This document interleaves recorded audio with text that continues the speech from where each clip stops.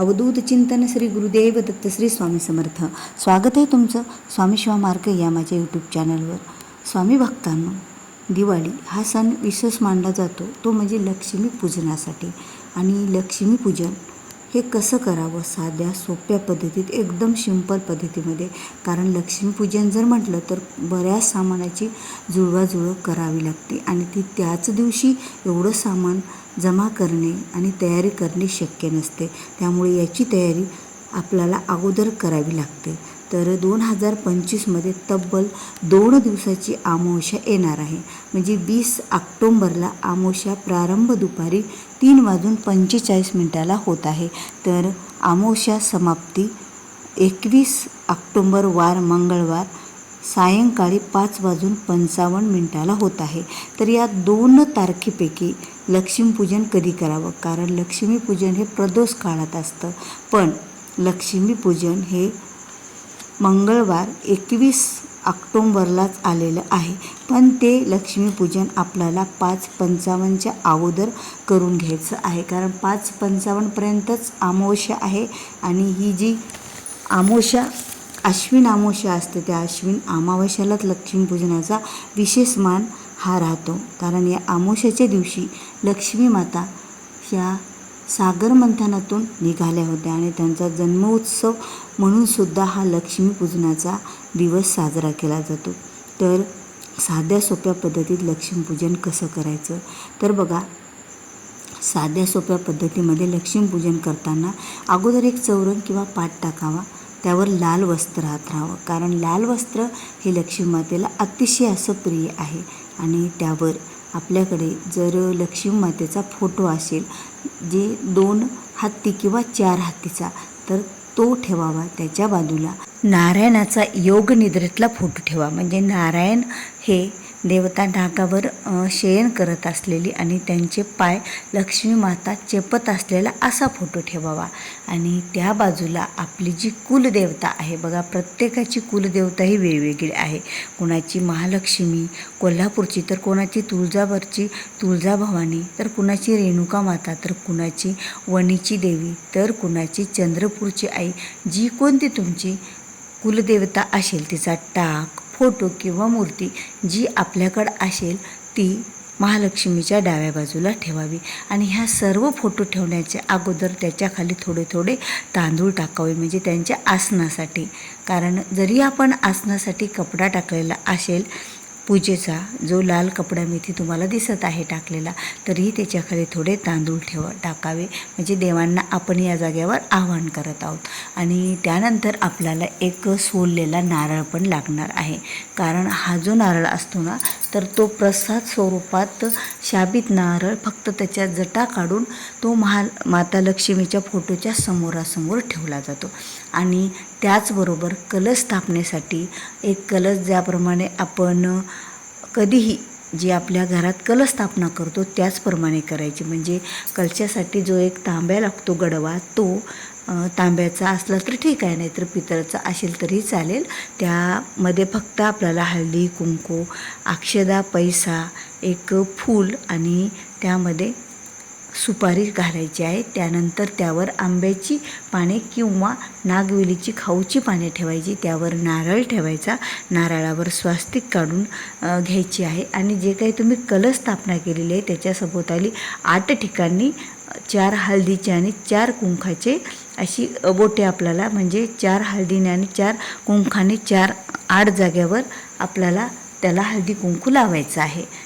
आणि त्या कलशाच्या खाली जे काही तांदूळ टाकतो ते तांदूळ पण आपल्याला टाकायचे आहेत. तर हे कलश आणि फोटोविषयीची माहिती. तर बघा, आपल्या घरामध्ये जर यंत्र असेल, श्रीयंत्र, कुबेर यंत्र, तर ते सुद्धा जोडपानावर ठेवायचं आहे. म्हणजे नागवेलीचं जोडपान ठेवायचं.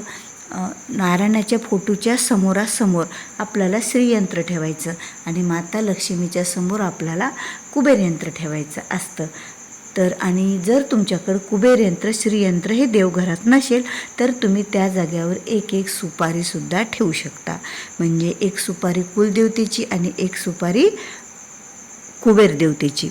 आणि बाजूलाच आणखीन एक विडा मांडायचा असतो आणि त्या विड्यावर आपल्याला दक्षिणा स्वरूपात, म्हणजे अगोदर पैसा ठेवायचा, 5 रुपयाचं नाणं, 1 रुपयाचं नाणं, 2 रुपयाचं नाणं, 10 रुपयाचं नाणं, जे शक्य असेल तसं. त्यानंतर सुपारी ठेवायची, त्याच्या पाठीमागे आपल्याला खारीक ठेवायची, त्याच्या पाठीमागे बदाम ठेवायचे. असा हा विडासुद्धा पानावर मुखवास म्हणून ठेवायचा असतो. आणि जे जोड नागुलीच्या पानावर जे आपण श्रीयंत्र आणि कुबेर यंत्र, मग ते सुपारी स्वरूपातलं असो किंवा आपल्या घरातलं असो, तर त्यांच्यासमोरसुद्धा म्हणजे कुबेराच्या समोर खोबऱ्याच्या वाटीमध्ये खडीसाखर ठेवायची आणि श्रीयंत्राच्या समोर खोबऱ्याच्या वाटीमध्ये जो काही आपण प्रसाद आणतो माता लक्ष्मीच्या पूजनासाठी तो ठेवायचा असतो. आणि त्यानंतर 5 बोळके आपल्याला लागणारे असतात. बघा, तुम्हाला कोणी 7 बोळके सांगू किंवा 9 बोळके सांगू, 11 बोळके सांगू, पण 5च बोळक्याचा मान आहे पूजेसाठी. अगोदर त्या बोळक्यांची पूजा करून घ्यायची बघा, कधीही आल्याबरोबर. आणि नंतर एका बोळक्यामध्ये धान्य भरून घ्यायचे, एका बोळक्यामध्ये आपल्याला जे काही साळीच्या लाह्या असतात त्या अतिशय प्रिय अशा माता लक्ष्मीला त्या साळीच्या लाह्या भरून घ्यायच्या.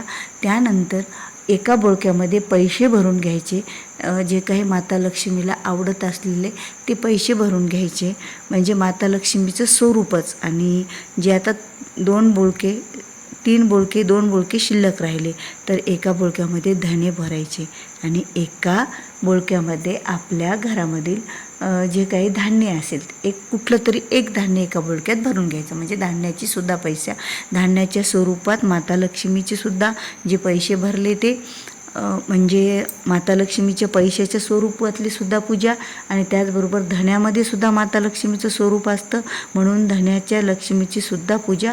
आणि त्याचबरोबर आपण जे साळीच्या लाह्या केलेल्या आहेत त्या द्रव्य स्वरूपातसुद्धा माता लक्ष्मीची पूजा. अशा 5 प्रकारच्या 5 पूजा म्हणजे 5 बोळके आणि त्यावर 5 दिवेसुद्धा ठेवायचे आहेत. आता तुम्ही शक्य असल्यास तुपाचे दिवे लावा किंवा आपण तेलाचे जरी 5 दिवे त्या बोळक्यावर ठेवले तरीही चालतील. कारण जे काही खाली माता लक्ष्मी आहे ती अखंड आपल्या घरात राहावं म्हणून त्यावर दिवा हा प्रज्वलित केला जातो.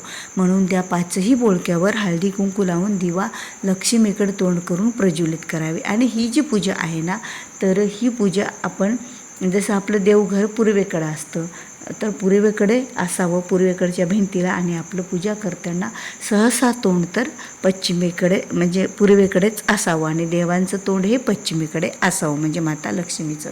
आणि त्यानंतर एक पूजनासाठी वही घ्यायचं आहे, वही पूजन करायची, त्यावर स्वास्तिक काढायची कुंकवाने आणि लाल पेनीने मंत्र त्यावर लिहायचे. माता लक्ष्मीचा मंत्र ओम महालक्ष्मी नमः, ओम सरस्वते नमः आणि आपल्या ओम कुलदेवताय नमः, ओम श्री गणेशाय नमः आणि ओम नमो भगवते वासुदेवाय, हे एवढे मंत्र त्यावर लिहून घ्यायचे. आणि ही जी वही असते यावर वर्षभर आपला जे काही पैशाचा वगैरे व्यवहार असेल त्या व्यवहाराची नोंद या वहीमध्ये करायची असते.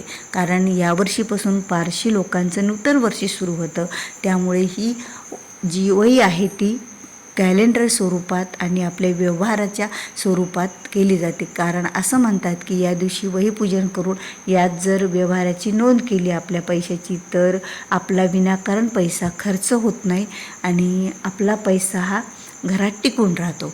आणि त्यानंतर बघा, ह्या सर्व अगोदर जी काही तुम्ही गणपती बाप्पाची सुपारी किंवा गणपती बाप्पाची मूर्ती मांडलेली आहे त्याची हळदी कुंकू लावून पंचोपचार पूजा करावी. त्यानंतर कलशाची पूजा कलश स्थापन करून करावी. त्यानंतर माता लक्ष्मीच्या फोटोची पूजा करावी. त्यानंतर विष्णू नारायणाची पूजा करावी. त्यानंतर कुलदेवतीचा फोटो किंवा टाक जो काय मांडलेला आहे त्यांची पूजा करावी. म्हणजे पूजा म्हणजे हळदी कुंकू अक्षदा गंध फूल बस एवढी पूजा करून घ्यायची. त्यानंतर श्रीयंत्र कुबेर यंत्र जी सुपारी किंवा यंत्र असेल त्याची पूजा करून घ्यायची. कलशाची पूजा करायची. नंतर जी वहीची पूजा करायची, जी वही ठेवलेली आहे. आणि त्याच नंतर बाहेरून जी केरसुनी आपण तुळशी जवळून पूजा करून आणलेली आहे तिची सुद्धा पूजा इथे करायची. नाही तर केरसुनीची पूजा ही लक्ष्मीसोबत केली जात नाही. त्याच्या लक्ष्मीच्या डाव्या बाजूला एका पाटावर वेगळा पाट टाकून ती केरसुनी मांडायची आणि केरसुनीची पूजा ही तुळशीपासूनच करून आणायची आपल्या या पूजेच्या अगोदर. आणि खाली कुंकवाने स्वास्तिक काढून त्यावर तो जे काही फडी तुमचा फडा असेल ते ठेवायचा आहे. बघा इकडे तुम्हाला माझा बाजूला डाव्या बाजूला दिसत आहे. तो फडा एका लाल कपड्यावर ठेवला तरीही चालतं, कारण माता लक्ष्मीच्या समोरासमोर हा फडा कधीही ठेवायचा नाही आहे. तिथून पूजा करून आणायची फड्याची, त्याखाली फक्त स्वास्तिक काढायची आणि फूल इथे आल्याच्यानंतर अर्पण करायचं. मग सर्व देवतांना जे काही तुमच्या घरात फराळाचं केलेलं असेल माता लक्ष्मीसाठी ते ठेवून द्यायचं. त्याखाली भरीव चौकोनी पाण्यानं भरीव चौकोन काढायचा बोटानं पाणी घेऊन, आणि शक्य नसेल तर फक्त बोटांनी चौकोन काढून मंत्र नाही म्हटलं तरी चालेल. ओम महालक्ष्मी नमः, ओम महालक्ष्मी नमः असं म्हणत 3 वेळा पाणी फिरवायचं आणि 5 वेळा त्यांना अशी घासं खाऊ घालायचे. म्हणजे त्या पदार्थापासून माता लक्ष्मीपर्यंत असा हात न्यायचा, आणि जे फूल होतं खाऊ घालताना किंवा तुळशीचं पान ते लक्ष्मी मातेसमोर ठेवून द्यायचं. तर अशा प्रकारे आपल्याला हा नैवेद्य दाखवायचा आहे. नंतर जे काही फळं आपल्याकडे असतील त्या फळांना सुद्धा हळदी कुंकू अक्षदा लावून घ्यावा, फुले अर्पण करावी. जे समोर नारळ ठेवलेला आहे सोलून त्यालासुद्धा हळदी कुंकू अक्षदा आणि फूल अर्पण करावं.